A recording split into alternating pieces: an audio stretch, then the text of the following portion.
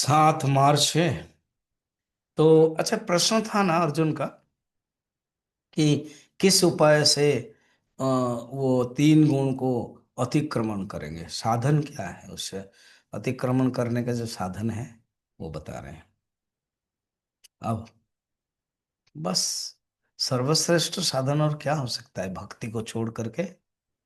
तो भक्ति के बारे में बता रहे हैं। श्री भगवान उवाच यो यु मां च यो व्यभिचारेण भक्ति योगेन सेवते सगुणान् समतीत्येतान् ब्रह्म भूयाय कल्पते। यह कोई भी, यह शब्द से बताते हैं कोई भी, कोई ब्राह्मण क्षत्रिय वैश्य शूद्र ऐसे कोई डिवीजन नहीं है कि वही प्राप्त कर सकता है। कोई ब्रह्मचारी गृहस्थ वानप्रस्थ सन्यासी ऐसे कोई डिवीजन नहीं है कि यही प्राप्त कर सकता है। कोई भी प्राप्त कर सकता है। यह हुएवर में भी ही हूँ। वह कैसे? अव्यभिचारेण भक्ति योगेन। ऐसे भक्ति योग जो अव्यभिचार, अभी क्या होता है हमारे जीवन में, भक्ति आती है और जाती है। जैसे आसक्ति है, आसक्ति माने आसक्ति है जा सकती है। तो भक्ति आती है और भागती है। भगति अगर इसको स्प्लिट करके बोलोगे तो भक्ति को भगति, भगति भक्ति आती रहती है बुखार जैसा। कहते नहीं, अव्यभिचारण आती है तो जाती नहीं है, हमारे पास कंस्टांट रहती है। अव्यभिचार व्यवसायत्मिका बुद्धि जो भगवान ने कहा है 2 अध्याय में। ऐसे अव्यभिचारी भक्ति जिसके पास है, स एतन गुणान समतीत्य, ये 3 जो गुण से वो अतिक्रम करता है और ब्रह्म बोध को प्राप्त करता है।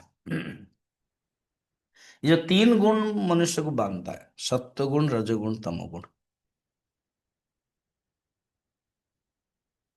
ऐसे कहते हैं जो 3 गुण है ना, ये 3 चोर है। एक जंगल में 3 चोर थे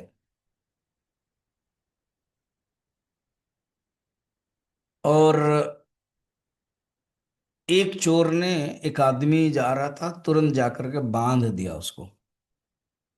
बांधा और थोड़ा सा बांधा और अब मेरा काम हो गया, अब तुमको जो करना करो, करके वो चला गया। वो कौन है? तामसिक व्यक्ति। तामसिक व्यक्ति मनुष्य को बांध देता है। और सेकंड जो चोर है ना, वो राजसिक व्यक्ति है। उसने पीटा, पीट दिया, कहा हो गया मेरा काम, कितना मैं तेरे पीछे पड़ू।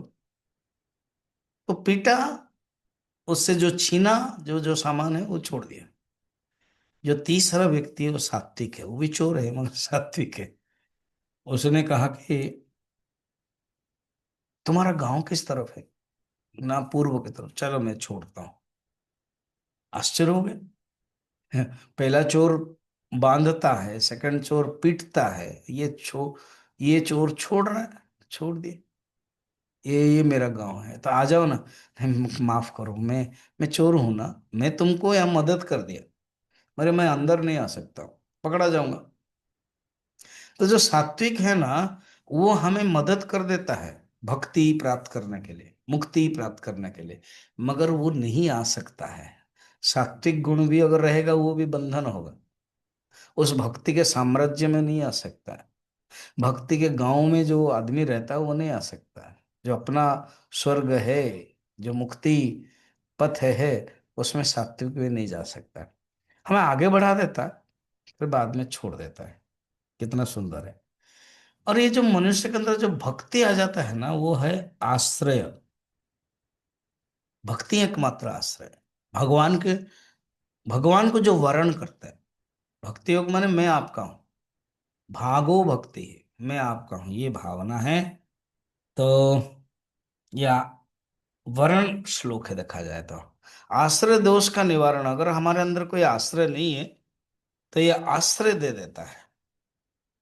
ये मनुष्य को पहुंचा देता है कि तुम्हारे जीवन में एक आश्रय होना चाहिए, तुम्हारे जीवन में एक कोई ऑल्टर ऑफ डेडिकेशन होना चाहिए। हम्म?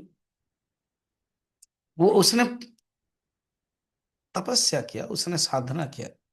साधना के स्टार्टिंग अनेक प्रकार है। पहले व्यवहार शुद्धि किया, मन को शुद्धि किया, फिर कर्तव्य निष्ठा किया, फिर लक्ष्य निष्ठा किया, फिर ध्यान का अभ्यास किया, फिर भगवत आश्रय किया, और लास्ट में स्वरूप स्थिति किया।